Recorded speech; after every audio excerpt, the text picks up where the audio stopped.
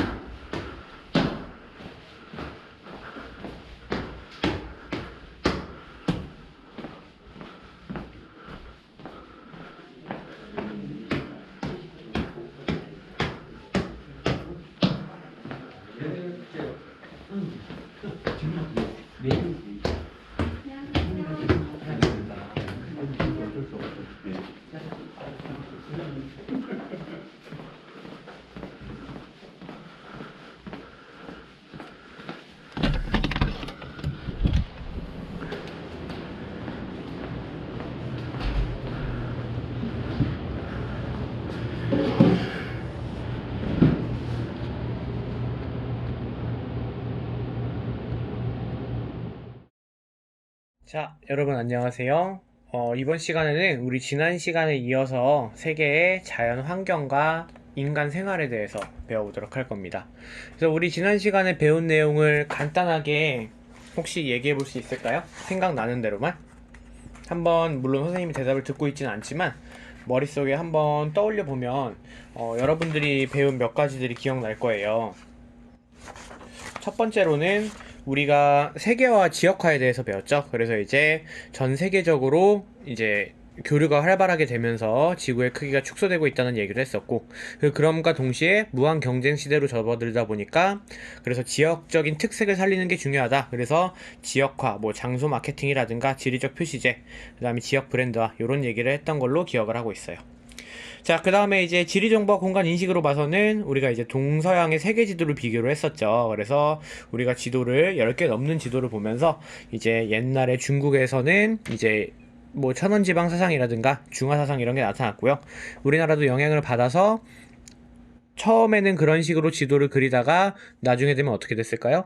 그렇죠. 그 대항해 시대 이후에 신대륙이 발견이 되면서 점차적으로 우리나라의 자주성과 함께 조금 더 지도를 사실적으로 표현하기 시작했다. 이렇게 배웠었고요. 그리고 이제 서양의 세계 지도로 넘어가면 고대 바빌로니아 점토판부터 시작해서요. 그래서 이제 프톨레마이오스의 세계 지도 이런 것도 배웠고요. 그다음에 이제 중세 시대에는 종교적 특색을 지닌 티오 지도나 알 이드리시의 지도 뭐 이런 것들을 또 배웠었고요. 그 이후에 이제 뭐 근대로 오면서 메르카토르 도법을 이용해서 항해도 뭐 포르톨라노 해도라든가 이런 내용들에서도 배웠기 때문에 여러분들이 이런 내용까지 기억을 해두시면 좋을 것 같습니다. 그리고 이제 근대를 지나서 오늘날에 오면 어떻게 되죠? 종이지도가 아니라 원격 탐사를 이용한 지도를 만들게 됩니다. 그래서 이런 지도들의 장점이라든가 또 데이터 수정이 유리하고 먼 거리를 한 번에 탐사할 수 있고 그리고 한눈에 시간적으로 파악이 가능하고 이런 내용들을 배웠었죠. 자, 그리고 세계 지역 구분으로 넘어가면요. 오늘날 우리 세계지리 교과서에서 이야기하는 권역 구분에 대해서도 이야기를 했고요. 그래서 권역이라는 게 지역을 굉장히 크게 묶었다는 것이다. 이런 얘기도 했었습니다. 자, 그래서 오늘부터는요, 이제 세계의 자연 환경과 인간 생활에 대해서 배우게 될 겁니다. 그래서 자료 보시면 세계 자연환경과 인간 생활에서 우리가 열대기후 환경, 온대기후, 건조 및 냉한 대화 환경 지형, 그 다음에 이제 세계 주요 대지형과 독특하고 특수한 지형들에서 우리가 기본적으로 기후와 지형에 대해서 다루는 파트가 되겠습니다. 그래서 여러분들 어떻게 보면 지난 시간에 선생님이 설명을 했던 대로 이게 어떻게 보면 세계지리에서 굉장히 핵심적인 내용이고요. 이 내용에 대해서 인지하고 있지 못한 채로 수업을 진행하게 되면 앞으로도 세계지리 수업이 계속 재미없을 수도 있어요. 그렇기 때문에 여러분들이 조금 재미없는 내용이거나 지루할 수도 있겠지만 기본적인 기초를 한번 딱 다져서 그 이후에는 스트레스 없이 편하게 갈 수 있겠다 이렇게 생각을 하시고 조금 열심히 따라와 주시면 대단히 감사하겠습니다. 자, 그래서 이제 배수비호사는 어떤 과정을 통해 만들어졌을까 이렇게 되어 있네요. 그래서 이제 이런 거는 지형 파트에 있는 내용이기 때문에 나중에 다시 설명을 하고 넘어가겠습니다. 쉽게 말하자면요, 여러분 강력한 폭발이 있었음을 짐작할 수 있다. 이런 얘기가 있는 걸 보면 그냥 만들어진 산이 아니라 강력한 화산 분출에 의해서 만들어진 화산이다. 이렇게만 생각하시면 될 것 같습니다. 자, 그래서 이제 표지는 넘어가고요. 그 다음에 이제 앞쪽에 보시면요, 여러분, 백지도가 두 장이 있을 겁니다.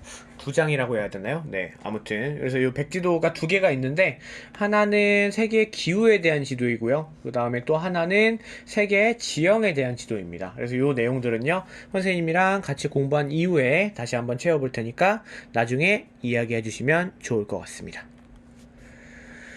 자, 그래서 첫 번째입니다. 열대기후 환경 했는데 여러분 우리가 기후에 대해서 알기도 전에 열대기후 환경에 대해서 이야기할 수는 없겠죠. 그래서 기본적으로 기후라는 게 뭔지 먼저 기후의 이해에 대해서 알고 넘어가겠습니다. 여러분 기후의 이해 중요합니다. 기억해 두세요. 이 기후 요소와 기후 요인을 설명할 수 있다 이렇게 나와 있는데요. 여러분들이 이 개념을 꼭 아셔야지 나중에 세계지리를 수월하게 문제를 풀고 개념을 익히실 수가 있습니다. 자, 그래서 한번 살펴보면 지금 나이지리아, 콩고 민주공화국, 케냐, 소말리아, 이집트 이래서 복장들이 다 저마다 다른 것을 볼 수 있어요. 그래서 이런 전통 이상이 지역에 따라 서로 다르게 나타나는 까닭은 당연히 뭐 때문이겠어요? 기후 때문이겠죠. 그래서 기본적으로 의복이라는 것 자체가 사람이 날씨나 외부 환경으로부터 보호해줄 수 있게 해주는 역할을 하기 때문에 그래서 이런 게 다르게 나타난다 이야기를 하고 있습니다. 자, 먼저 첫 번째 줄입니다. 기후는 설명 들어가죠. 그래서 첫 번째 조건이 뭐예요? 장기간에 걸쳐 첫 번째 조건입니다. 그래서 이 장기간이란 건 어느 정도냐면요, 그냥 단순히 몇 개월 아니면 몇 년이 아니고요, 대략 30년에서 35년 정도를 장기간이라고 이야기를 합니다. 그래서 매년 되풀이 되는, 이건 당연하죠. 그래서 되풀이 되는 대기 현상의 어떤 상태래요? 두 번째 조건은 종합적인 상태입니다. 그래서 단순히 이거를 그 연도 중에 하나만 보는 게 아니고요, 그리고 평균 상태, 전반적인 이 시간들을 평균적으로 계산을 해서 이야기를 하는 것들이 기후다 이렇게 얘기를 하면 되겠습니다. 그래서 비슷한 생각으로 우리 이제 기상이라는 말을 들어봤죠. 근데 이제 우리 기상청이라고 말을 하지 기후청이라고 말을 하지 않죠. 왜냐면 기본적으로 기상이라는 거는 우리가 날씨에 대해서 어떤 하루에 대기 중에서 일어나는 모든 현상에 대해서 이야기하는 거지만 기후처럼 종합적인 내용을 한 번에 다 설명을 하지 않죠. 그렇기 때문에 기상과 기후의 개념의 차이가 있다는 것도 여러분들이 캐치를 하고 넘어가시면 되겠습니다. 그래서 기상과 구분하여 사용한다 이 내용 봤고요. 자, 그래서 이제 다음 줄에 보시면 뭐라고 나와 있대요? 인간 생활에 많은 영향을 끼치며 지역마다 다른 경관을 만든다. 그래서 여러분 여기서 경관이라는 말을 잘 모를 거예요. 이 경관이라는 말은요, 지리에서 말하는 뭐랄까, 지리적인 조건이 나타나는 공간적 범위 뭐 이렇게 생각하시면 될 것 같습니다. 그래서 앞으로 여러분들이 지리를 공부를 하다 보면 경관이라는 말을 굉장히 많이 접하게 될 거예요. 근데 우리가 기본적으로 와 여기 풍경 진짜 좋다 라고 얘기하잖아요. 근데 이제 지리학자들은 거기서 이제 와 여기 경관이 정말 좋구나 라고 이야기를 합니다. 그 내용인 즉슨 단순히 그냥 보기에 예뻐 보이는 게 아니라 그것을 이루고 있는 지리적인 조건들이 어떤지 살펴보기 위해서 이런 표현을 쓰고 있는 거니까요. 여러분들이 대충 풍경과 비슷한 의미인데 지리적인 의미가 포함되어 있는 거구나 이렇게 생각을 해주시면 좋을 것 같습니다. 자, 그래서 이제는 기후 요소와 기후 요인에 대해서 알아볼 거예요. 그래서 첫 번째로는 여러분 기후 요소에 대해서 보겠습니다. 자, 그래서 이제 기후는 뭐뭐뭐래요? 기온, 바람, 강수 등의 기후 요소로 구성된다 이렇게 되어 있습니다. 그래서 뭐 기온, 바람, 강수 여러분 요것도 별표 쳐주시면 좋을 것 같습니다. 기후, 바람, 강수가 뭐냐면요. 이게 어떨까요? 기후의 3요소입니다. 그래서 여기에다가 뭐 습도도 들어갈 수 있고 한데요. 기본적으로는 이 세 가지를 가장 많이 얘기를 한다. 이렇게 생각을 하시면 됩니다. 자, 그래서 이제 3요소가 있으니까요. 우리 첫 번째를 한번 볼게요. 이제 기온이라는 건 말 그대로 뭐죠? 말 그대로 온도죠. 그래서 이제 지구의 자전에 의해서 일변화가 나타나고 공전에 의해 연변화가 나타난다. 이 내용은 너무 쉬운 얘기죠. 그리고 이제 기온은 태양 복사 에너지의 영향을 크게 받는다. 근데 실제로 여러분 참고적으로 알아두자면 우리가 느끼고 있는 기온은 태양 복사 에너지도 있지만 실제로 느끼는 건 뭘까요? 지구 복사 에너지의 영향이 더 크다. 이렇게 생각을 해두시면 되겠습니다. 자, 그래서 그 다음 줄 보시면 열적도에서 양극으로 갈수록 기온이 낮아진다 이렇게 되어 있는데요. 열적도라는 건 말 그대로 여기 설명에 나와 있네요.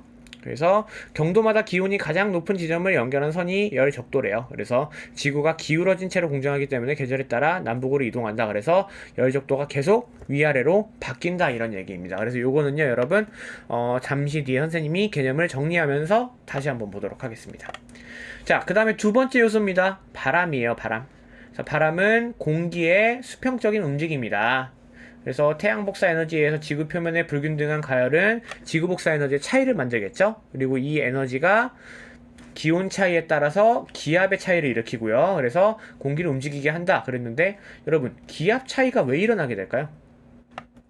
이거는 쉽게 설명하면 이렇습니다. 우리 보통 기분이 안 좋을 때 뭐라고 얘기하죠? 야, 나 지금 고기압이야 이래요? 아니죠. 나 지금 기분이 저기압이야 라고 얘기를 하죠. 반대로 기분이 좋을 때는 뭐라고 하죠? 난 지금 고기압이야 이렇게 이야기를 하죠. 그러면 저기압이란 건 뭐예요? 누르는 기압이 낮다는 얘기고 고기압은 누르는 기압이 높다는 얘기이기 때문에요. 저기압이라는 거는 기본적으로 상승 기류를 일으키게 됩니다. 반대로 고기압이라는 건 어떤 걸 일으키게 될까요? 하강 기류를 일으키게 됩니다. 자, 날씨랑도 생각해보세요. 기분이 안 좋으면 날씨가 어떻겠어요? 우중충하겠죠. 그래서 이런 날씨에는 저기압이구나. 상승 기류가 발생을 하니까 그것 때문에 비가 내리는구나. 이렇게 생각을 하시면 될 거고요. 날씨가 너무 좋아. 그러면 수증기가 올라가질 않겠죠. 비가 내리질 않겠죠. 그러려면 기압이 누르고 있는 힘이 세기 때문에 고기압이다. 이렇게 생각을 하시면 되겠습니다. 자, 여기까지는 쉽죠? 그리고 또 한 가지 중요한 개념이 있습니다, 여러분. 바람은 어디서부터 어디로 분대요? 기압이 높은 곳에서 낮은 곳으로 붑니다. 쉽게 생각하면 공을 산에서 굴러 떨어뜨리면 어떻게 되겠어요? 높은 곳에서 낮은 곳으로 굴러 떨어지죠? 그래서 이런 내용들이 바람에 대한 내용입니다. 자, 그 다음에 다음 세 번째 요소입니다. 자, 강수는 해가지고 뭐래요? 대기 중의 수증기가 비눈, 우박 등의 형태로 지표에 떨어지는 것이다. 그래서 이 모든 걸 다 합친 거를 강수라고 합니다. 비는 강우라고 하고요. 눈은 강설이라고 하죠. 그래서 이런 것들을 합쳐서 강수라고 이야기를 합니다. 그래서 강수량은 대체로 어떻대요? 저희도 지역과 남북이 50도 부근에서 많다. 그리고 남북이 30도 부근과 극지방에서 적다. 요것도 선생님이 이따가 정리를 하면서 한 번에 설명을 하도록 하겠습니다. 자, 기압에 대한 내용은 선생님이 아까 설명했기 때문에 그냥 읽어두시고 넘어가시면 되겠습니다. 자, 자료 1번 보시면 지구 대기 대순환 이렇게 나와 있어요. 그래서 기온이 높은 적도 부근에서는 대기가 상승하는 적도 저압대가 형성되고 북도 부근에서 상승한 기류는 남북의 30도 부근에서 상승하는 아열대 고압대를 이룬다. 이렇게 쭉 설명이 나와 있는데요. 여러분 지금 보지 않고 넘어갑니다.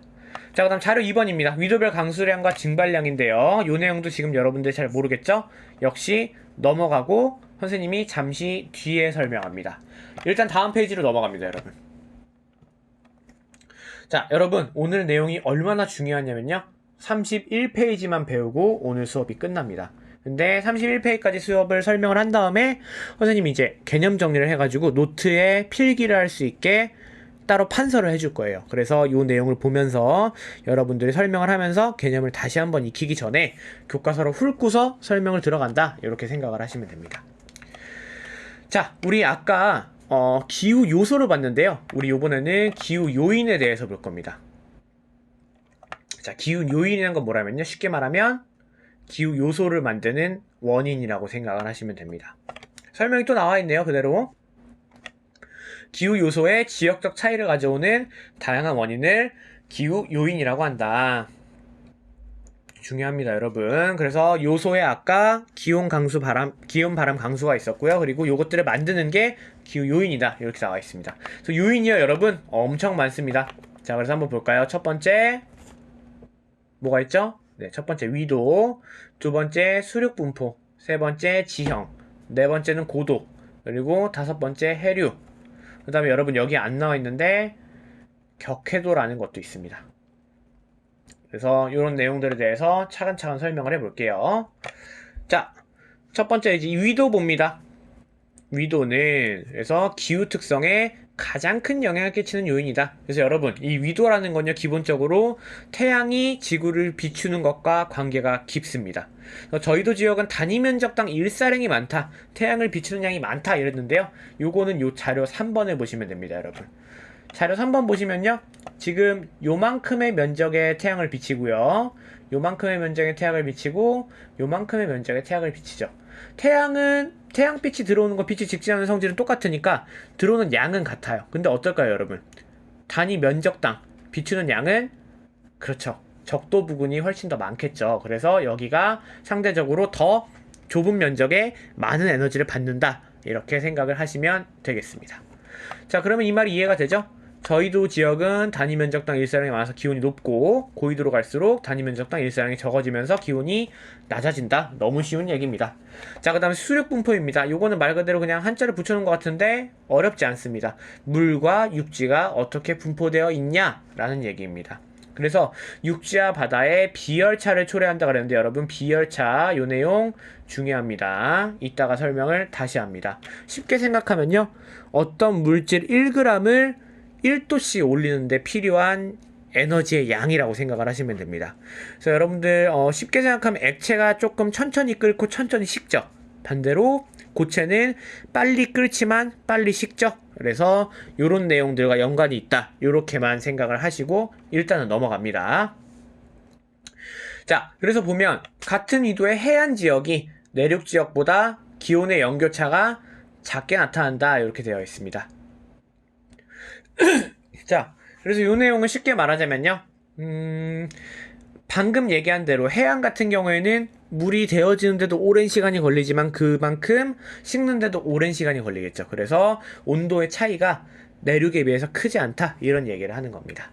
자, 그 다음에 이제 지형입니다. 그래서 지형 강수에 많은 영향을 끼치는데 평지보단 산지가, 비그늘 사면보단 바람바지 사면이, 뭐 이런 얘기 나와 있는데 정말 어려운 얘기 같지만 이것도 너무 쉬운 얘기입니다, 여러분. 지형에 대한 내용은요, 이렇게 생각하시면 쉬울 것 같아요. 뭐 비그늘, 바람바디 뭐 이런 내용이 있는데요, 산을 이렇게 한번 그려볼게요. 자, 그러면 우리 구름이 있어요. 구름이 수분이 완전히 없는 상태가 아니에요. 조금씩 머금고 있는데 올라가면 어떻게 될까요? 수증기가 응결이 되겠죠. 그래서 정상에서 비를 내리게 됩니다. 여기는 온도가 떨어지겠죠. 근데 다시 내려가게 되면 온도가 어떻게 될까요?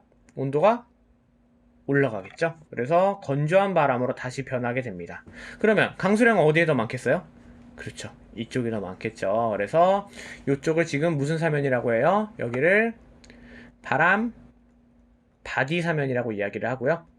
그 다음에 이쪽이 비가 없는 그늘진 곳이다, 바람바디에 비해서 그늘진 곳이다, 그래서 비그늘이라고 얘기를 합니다. 이 내용을 설명한 겁니다, 여러분. 하나도 어렵지 않죠? 자, 그 다음에 다음 요건이 나옵니다. 지금 같은 지역에서도 해발고도에 대한 얘기가 나오네요. 그래서 해발고도가 높아질수록 기온이 낮아져 라고 했는데 요 내용도 선생님이 이야기한 것과 관계가 깊습니다. 요 내용은 이따가 설명합니다. 자, 그래서 고도에 따라 다른 기후가 나타난다 그래서 H기후라는 고상기후가 나타나는데요. 요거는 케펜의 기후 구분 때 다시 한번 다루도록 합니다. 자, 그 다음에 해류입니다. 이제 해류는 해서 수온에 따라 난류와 한류로 구분된다 이렇게 되어 있습니다. 따뜻한 물과 차가운 물이 있대요. 극지방에서 오는 바닷물은 차가운 물일 거고요. 그리고 적도지방에서 오는 물은 더운 물이겠죠. 그럼 당연히 난류가 흐르는 해안 지역은 기온이 높고 강수량이 많지만 왜? 기온이 높으면 무슨 기류가 발생해요? 아까 얘기한 대로 상승 기류가 발생한다고 그랬죠. 근데 한류가 흐르는 해안 지역은 기온이 낮고 강수량이 적다. 왜? 무슨 기류? 하강 기류가 발생하기 때문입니다. 자, 그 다음에 이제 다른 개념이 또 나옵니다. 격해도는 조금 이따가 설명합니다. 자, 부가적인 설명이에요. 이제 기단은 해가지고 기온과 수증기량 등의 성질이 비슷한 거대한 공기 덩어리라고 합니다. 그러니까 어떤 개념과 비슷하냐면요, 지역과 지역을 묶였을 때 권역이라고 얘기하는 것과 비슷합니다. 그래서 한 지역의 날씨와 기후는 기단의 영향을 많이 받는다. 그래서 엄청나게 큰 공기 덩어리가 전반적으로 그 대륙이나 그 땅을 지배하고 있으면요, 당연히 날씨가 여기 영향을 많이 받겠고, 이 날씨 값이 누적이 되면 기후도 영향을 많이 받겠죠. 자, 그 다음에 전선입니다. 그래서 여러분 우리 장마전선 이런 얘기 들어봤을 거예요. 그래서 이제 기온 차이가 큰 기단 사이에서 주로 발달한대요. 그래서 쉽게 생각하면 이런 겁니다. 이거는 차가운 공기가 만나고요, 그리고 따뜻한 공기가 만납니다. 그러면 따뜻한 공기는 어떠려는 성질이 있죠? 위로 올라가려는 성질이 있죠? 차가운 공기는 밑으로 깔리는 성질이 있습니다. 그래서 만나면은 우리 기상도에서도 이런 걸 본 적 있을 거예요. 따뜻한 거 요렇게 돼 있고요. 그 다음에 차가운 거 요렇게 돼 있는 걸 볼 수가 있죠. 그래서 이런 것들이 이제 전선을 표시한 거다 이렇게 생각을 하시면 됩니다. 그래서 전선대를 따라 일반적으로 강수가 발생한다 이런 설명까지 해봅니다. 자, 자료 4번 보면은 해발고도에 따른 기온 차이 이렇게 돼 있어서 아래에는 지금 풀이 우겨져 있지만 위에는 어때요? 만년설 같은 것들이 있죠. 그래서 여름에도 눈이 덮여 있다 이런 설명이 있습니다. 그럼 세계의 기후 이렇게 되어 있는데요. 요 지도를 보기 전에 이제 선생님 필기 내용으로 갑니다. 빈 노트를 좀 꺼내 주시면 좋을 것 같습니다. 노트 정리할 겁니다, 여러분. 굉장히 중요합니다.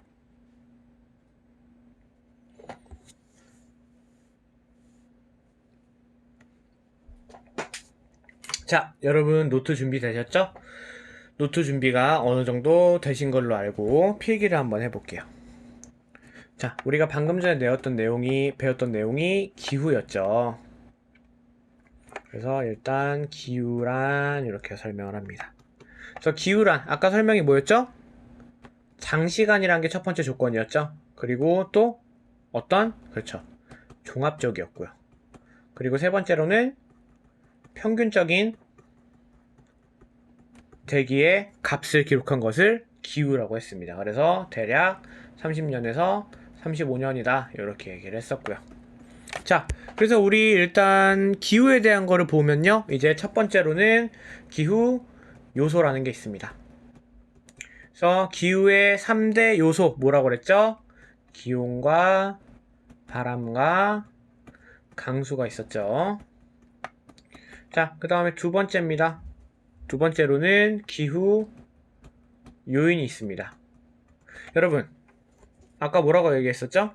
기후 요인이라는 거는 기후 요소에 영향을 주는 약간 원인이다 이렇게 생각을 하시면 되겠습니다. 자, 그래서 다시 까만 펜으로 바꾸고요. 기후 요인에 굉장히 여러 개가 있었어요. 뭐 위도부터 시작을 했고요. 그 다음에 이제 뭐 해발고도, 수륙분포, 격해도, 지형, 해류 이런 것들이 있었죠. 그래서 일단은 우리 첫 번째로 위도에 관한 내용부터 써봅니다. 자, 위도가 영향을 주는 것들이 많이 있는데요. 일단 첫 번째로 영향을 주는 거 기온에 대해서 써봅니다. 자, 그래서 기온은요, 어디서 어디로 갈수록 높아진대요? 저緯도에서 고緯도로 갈수록 높아질까요? 아니죠, 낮아집니다. 자, 그래서 여기에 무슨 양의 차이라 그랬죠? 일사량의 차이다. 이렇게 이야기를 했죠. 그래서 요 일사량의 차이 때문에요. 연평균 기온과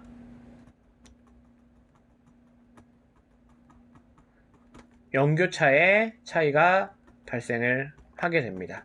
그래서 여러분 기본적으로요. 연평균 기온 같은 경우에는 일단 우리 그래프를 이렇게 한번 그려볼게요. 그래프가 이렇게 있으면요.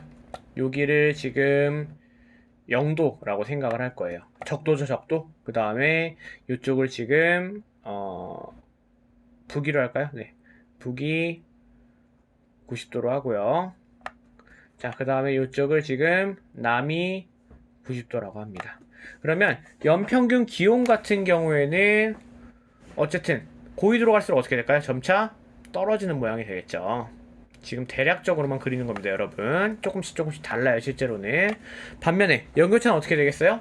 기온 차이는 점점 위쪽으로 가면 갈수록 커지겠죠. 그래서 대략적인 그래프가 요런 모양이 된다, 이렇게 생각을 하시면 됩니다. 그림을 너무 못 그려서 죄송해요, 여러분. 제가 미술에는 소질이 크게 없습니다. 자, 그 다음에 이제 강수량에 대해서 이야기를 할 거예요. 두 번째로 강수에 대해서 이야기를 할 겁니다. 자, 강수 같은 경우에도 여러분, 죄송하지만 선생님이 또 그림을 하나 그릴 겁니다. 자, 요게 지금 지구를 요렇게 잘라 놓은 거예요. 이쪽이 적도고요. 지금 요거를 이렇게 한 조각을 쏙 요렇게 또 잘라 놨습니다. 그래서 보면 여기가 지금 적도 0도라고 하고요. 그 다음에 자, 요쪽이 30도. 그 다음에 요쪽이 60도. 그리고 여기가 90도가 되겠죠? 믿기 어렵지만 그렇습니다, 여러분. 잘 이렇게 맞춰서 좀 그려주세요. 자, 그렇게 되면요, 일단은 우리 적도 같은 경우에는요, 여기를 기본적으로 뭐라고 부르냐면 여기는 열대 저기압이라고 부릅니다. 여러분, 선생님이 얘기했었죠? 기본적으로 태양의 일사량이 많은 곳이죠. 에너지가 집중되는 곳이기 때문에. 그래서 상승기류가 많이 발생을 하게 되고 저기압이 형성이 됩니다. 그래서 이걸 다른 말로 뭐라고 하냐면요, 열대 강수대라고도 이야기를 하고요. 그 다음에 또 다른 말로 열대 수렴대라고 얘기를 하기도 합니다. 강수대라는 건 말 그대로 비가 많이 올 것 같은 내용이기 때문에 여러분들이 뭐 쉽게 생각할 수 있을 것 같고요. 수렴대 같은 경우는 뭐냐면 바람이 이쪽으로 모이게 되는데요. 요거는 조금 이따가 설명을 합니다. 자, 그 다음에 30도 같은 경우에는요, 요거는 지금 우리가 패턴으로 보면 저기압, 고기압, 저기압, 고기압 이렇게 반복이 되거든요. 그래서 여기 같은 경우에는 아열대 고기압 이렇게 생각을 하시면 됩니다.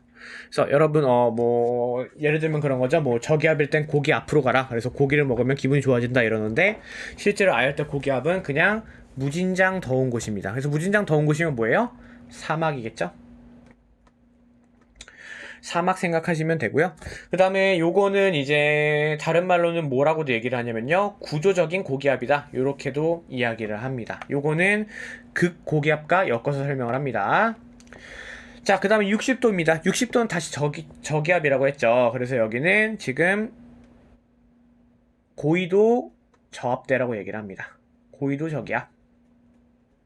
왜냐면 우리가 있는 뭐 30도 부근의 지역들을 중위도라고 얘기를 하잖아요. 그래서 60도 정도 되면 이제 고위도라고 얘기를 합니다. 그래서 고위도는 또 저기압이 나타난대요. 그래서 여기는 차가운 공기가 중위도에서 올라오는 공기가 만나기 때문에 여기서 무슨 전선을 형성하냐면 한대 전선이라는 것을 형성을 합니다. 자, 그 다음에 이제 90도로 쭉 올게요. 지금 90도 같은 경우에는 여기는 극지방에 있는 고기압 이렇게 얘기를 합니다. 그래서 극고압대 같은 경우에는요, 여기는 이제 다른 말로는 열적 고압대다, 열적 고기압대다 이렇게 얘기를 합니다. 자, 그러면 여기서 이제 또 헷갈리는 게 있죠. 선생님, 여기서는 구조라고 얘기를 했는데 지금 여기서는 열이라고 얘기하네요. 요 내용은 뭐냐면요, 구조적이라는 거는 지금 저기압과 저기압 사이에 다르게 얘기를 하면 상승기류와 상승기류 사이에 있죠. 그러면 상승기류 사이에는 하강기류가 존재하거든요. 파란색을 써볼까요? 여기는 하강기류가 존재를 합니다. 그러면 공기는 지금 어떻게 순환되고 있는 거예요? 저압대에서 올라왔다가 다시 아열대 고기압대로 내려오는 형상인 겁니다. 그래서 요거는 양쪽에서 지금 구조적으로 여기는 고압대가 형성이 될 수밖에 없구나. 그래서 요거를 지금 구조적 고기압이다 이렇게 얘기를 하는 거고요. 그 다음에 지금 여기 같은 경우에는 기본적으로 열이 적기 때문에, 그래서 뭔가 증발을 하지 않기 때문에 고기압이구나. 그래서 여기는 열적 고기압이다 이렇게 얘기를 하는 겁니다. 이해가 되셨죠? 자, 그래서 이렇게 설명을 하고 넘어갑니다. 자, 그 다음에 여러분 또 이제는 뭘 봐야 될 차례죠? 강수 지금 봐야 될 차례죠. 강수 봤구나. 그 다음에는 바람에 대해서 볼 차례입니다. 아직 얼마 안 썼죠? 자, 그래서 바람 같은 경우에는 보면요, 여러분, 이렇게 지구본능 하나를 그려볼 거예요. 좀 크게 그려볼까요? 이렇게 믿기 어렵겠지만 지구입니다, 여러분. 자, 그래서 이렇게 지금 적도가 있고요. 그 다음에 이렇게 도가 이렇게 쭉쭉 있겠죠? 여기 30도, 너무 못 그렸네요.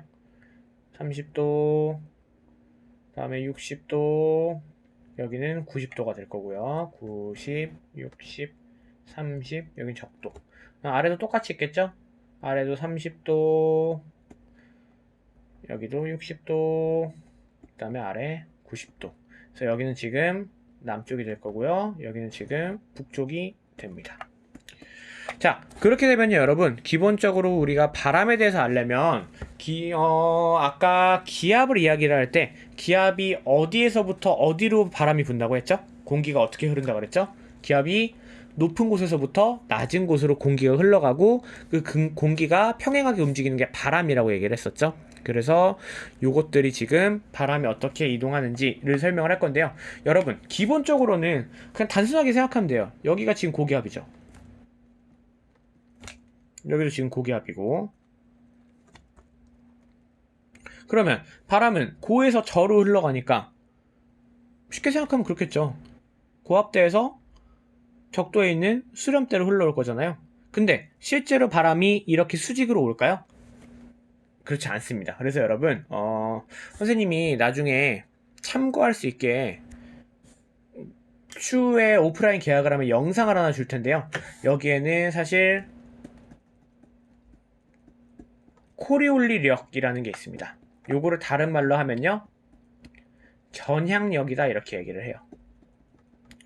쉽게 얘기를 하면 우리 해가 어디서부터 뜬다 그러죠? 해는 동쪽에서부터 뜬다고 하죠. 그러면 지구에 자전축이 있으면 지구는 자전을 지금 어디서 어디로 하는 거예요? 서쪽에서 동쪽으로 지금 자전을 하고 있죠. 그래서 이 영향을 받아서 지구가 요렇게 지금 요렇게 돌고 있잖아요. 요렇게 지구가 요렇게 돌고 있으니까 공을 여기서 딱 떨어뜨리면 여기서 이만큼 날아오는 동안에 지구는 조금씩 돌겠죠. 그러니까 바람이 이렇게 안 떨어지고 어떻게 오는 거예요? 마치 이렇게 오게 되는 겁니다.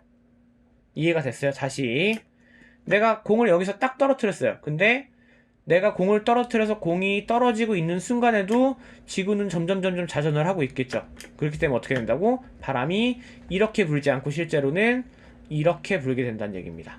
그럼 이쪽은 지금 반대로 이렇게 흐르게 되겠죠. 그러면 여기에 방향만 맞추면요, 여러분, 나머지는 맞추기 쉽습니다.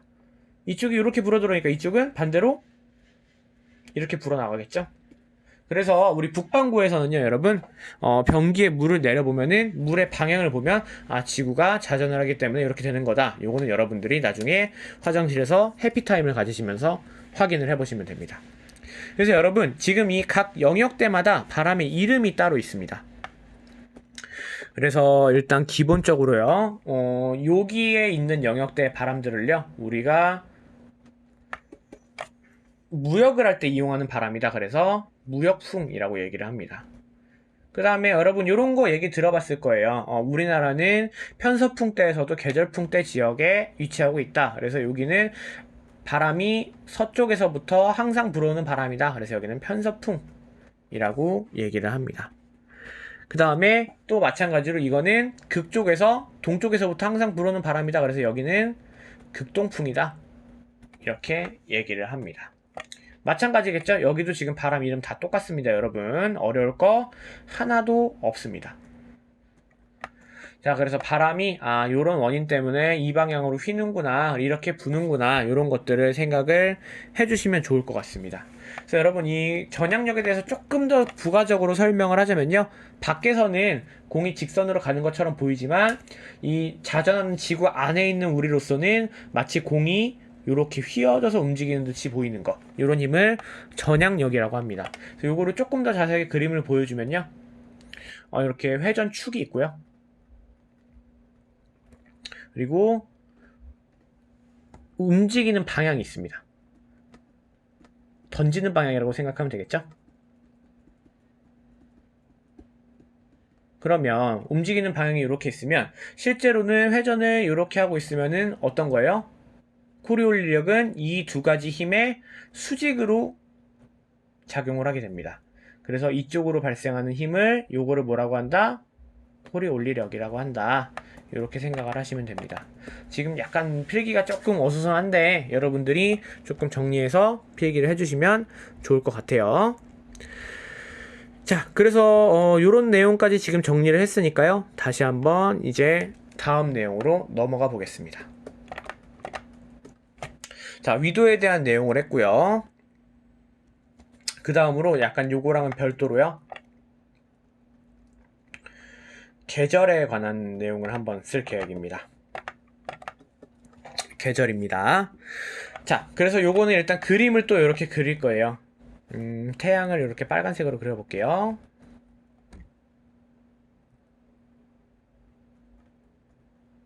태양이 있고요. 그 다음에 요거는요, 요 계절은 지금 어디가 중심이냐면요, 북반구의 중위도 중심으로 그리고 있는 겁니다. 요거를 미리 참고를 해두셔야 됩니다. 그래서 여기는 지금 봄이고요. 여기는 가을. 그다음 여기는 여름, 여기는 겨울. 그래서 추나 추동을 먼저 그립니다. 자, 그 다음에 여러분, 이거는 지금 지구의 자전과 공전이 계절에 어떤 영향을 미치고 밤낮에 어떤 영향을 미치는지를 지금 알아보는 그림이다. 이렇게 생각을 하시면 되겠습니다. 자, 그리고 여러분들이 기초과학을 배웠기 때문에 기본적인 전제에 대해서 선생님이 많이 자세하게 설명을 하지 않을 거예요. 그래서 요거를 참고를 해주시고요. 기본적으로요, 여러분, 지구는 자전축이 기울어져 있죠? 몇 도 기울어져 있죠? 23.5도 기울어져 있죠. 그래서 요거를 기본적으로 생각을 하시면 되겠습니다. 여러분, 지금 북반구의 중위도 지역에서 볼 때는요, 봄에는 지금 태양을 이렇게 반절에 비추게 됩니다. 그럼 여기는 지금 낮이 되는 거죠. 다음 이쪽은 반대로 밤이 되겠죠. 이렇게 표시를 할게요, 여러분. 자, 그 다음에 지금 태양이 수직으로 비추는 곳은 어디가 될까요? 이때는 수직으로 비추는 곳이 당연히 적도가 되겠죠. 수직으로 비추는 곳은 적도다. 이렇게 생각을 하시면 되고요. 근데 여름이 되니까 우리 자전축이 기우뚱에 있다 보니까 요곳에 지금 변화가 됩니다. 우리가 지금 북반도의 중위도라고 했죠. 그래서 북반구의 중위도 같은 경우에는요, 여름이 되려면은 아무래도 그때 태양이 가장 많이 비추기 때문에 여름이 되는 거죠. 그래서 요거는 기본적으로 어떻게 생각하시면 되냐면, 자전축이 기울어져 있는데 이 기울어져 있는 쪽이 태양 쪽으로 머리를 숙이게 되는구나. 그래서 적도가 여기 있는데 적도를 비추는 게 아니라 어디를 지금 제일 많이 비추게 되는 거예요? 북이 23.5도를 수직으로 비추게 되는 겁니다. 이거를 뭐라고 할까요, 여러분? 이거를 북쪽에 있는 회기선이다. 올라갔다, 내려갔다, 돌아오는 선이다. 그래서 이거를 북회기선이다. 이렇게 이야기를 합니다. 여기가 지금 23.5도예요, 여러분. 자, 그러면은 이제는 낮이 어디가 되겠어요? 낮은 지금 마찬가지로 태양이 가장 많이 비치고 있는 요만큼이 지금 낮이 되겠죠? 그리고 밤은 반대로 이만큼이 밤이 됩니다. 자, 근데 여러분 아까 말했다시피 지금 이게 지금 적도죠. 이게 지금 북회기선이고요. 그러면 지금 이 지역 극지방 같은 경우는 어떨까요, 여러분? 극지방 같은 경우 이쪽은 지금 낮의 범위에 다 들어와 있죠? 그러면 하루 종일 낮이 계속된다는 얘기입니다. 그래서 지금 북극 같은 경우에는요, 뭐가 일어날까요? 여기는 백야가 일어납니다. 밤에도 밝습니다. 반대로 그러면 지금 남극 같은 경우에는 어때요?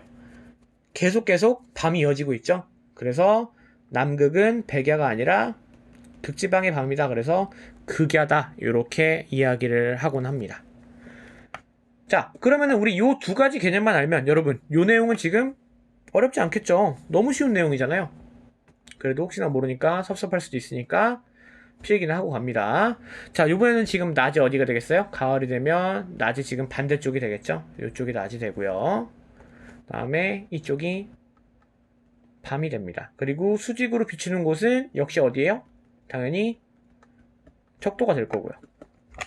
자, 그 다음에 이번에는 북반구가 겨울이면 반대로 어디가 지금 여름이겠어요?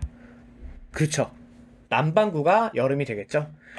자, 그래서 반대로 생각하시면 돼요. 지금은 이제 적도는 여기 있죠. 적도는 있고, 그 다음에 태양빛을 가장 많이 비추는 데가 어디겠어요? 이번에는 23.5도인데 이번에는 어디 쪽을 비추는 거예요? 23.5도인데 요거는 지금 남이 23.5도죠. 그래서 요거는 남쪽으로 때마다 돌아오는 선이다. 그래서 수직으로 비추는 곳은 남의 기선이 될 거고요. 그러면 반대로 북극에선 지금 뭐가 나타나고 있어요? 북극에서는 지금 극야가 나타나고 있고요.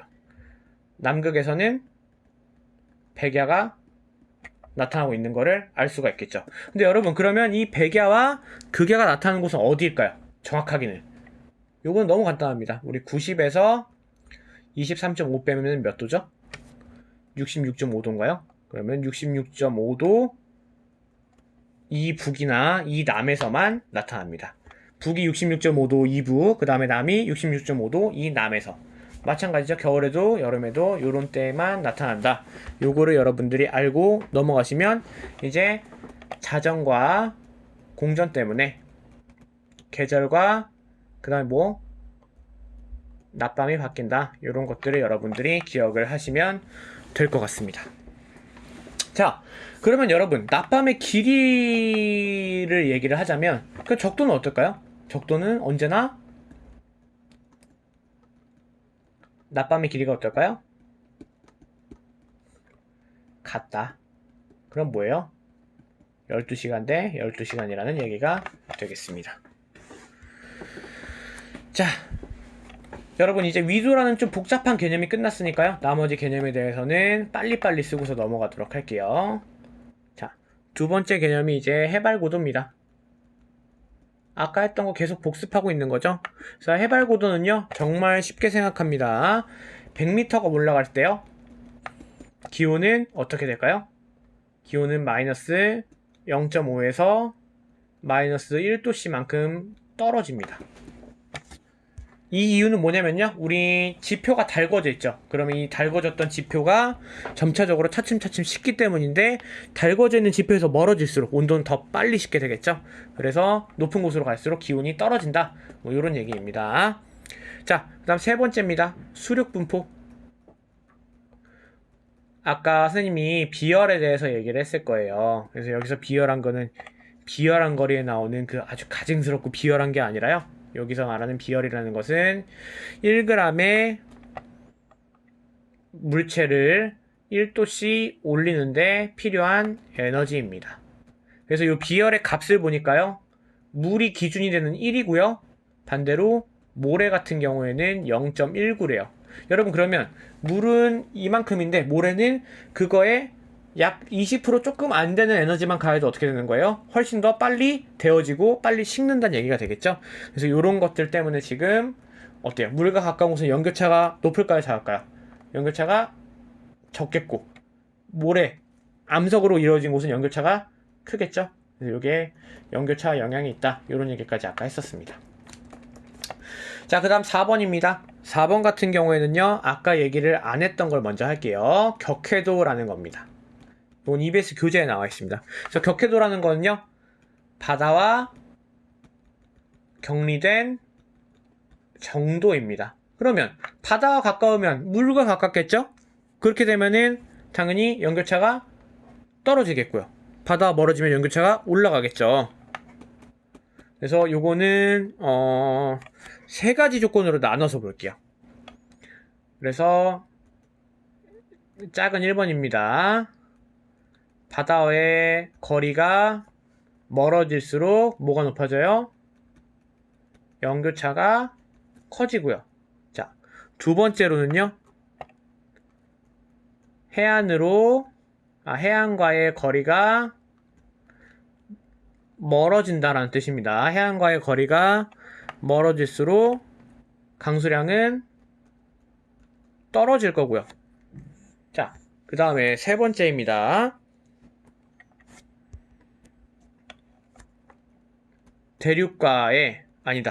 대륙을 먼저 쓰지 않을게요. 자, 세 번째 조건은요. 해안과의 거리가 멀수록 바람의 속도는 낮아진다. 이렇게까지 생각을 하시면 되겠습니다.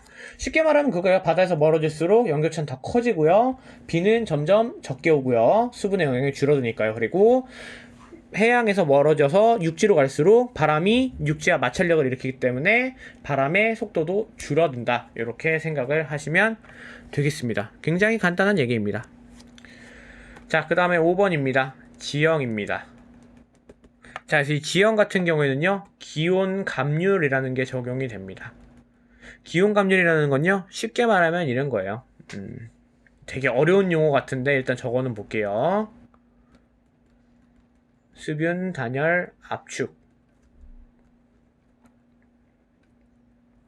그리고 산 정선을 넘어가게 되면서 건조, 단열, 팽창. 이렇게 생각을 하시면 됩니다.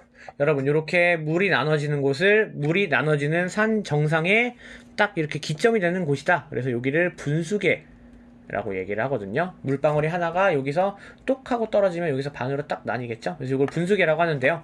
아까 선생님이 그림 그렸던 거 기억나죠? 그래서 처음에 구름이 점점 올라갑니다. 올라가게 되는데 어떻게 된다 그랬죠? 온도가 100m마다 몇 도씩 떨어지죠? 실제로는 0.6도 정도 떨어지거든요. 100m 올라가면 0.6도씩 떨어집니다. 그래서 여기 가면 뭐가 내리겠어요? 결국엔 비가 내리겠죠. 그래서 이렇게 이제 습한 공기가 압축이 되는 거를 표현을 한 겁니다. 이게 수분 단열 압축이라는 얘기고요. 그 다음 여기서 비를 뿌리고 나면 공기가 다시 어떻게 될까요? 내려가면서 점점 건조해지겠죠. 근데 여기서는 지금 100m 올라갈 때 0.6도씩 떨어졌는데요. 내려올 때는 0.6도씩 올라가는 게 아니라 어때요? 여기 쓰지 말고 100m가 내려가게 되면요 1도씩 올라가게 됩니다. 그럼 여기에 비해서 비도 없는데 온도까지 엄청나게 높은 바람이 되겠죠.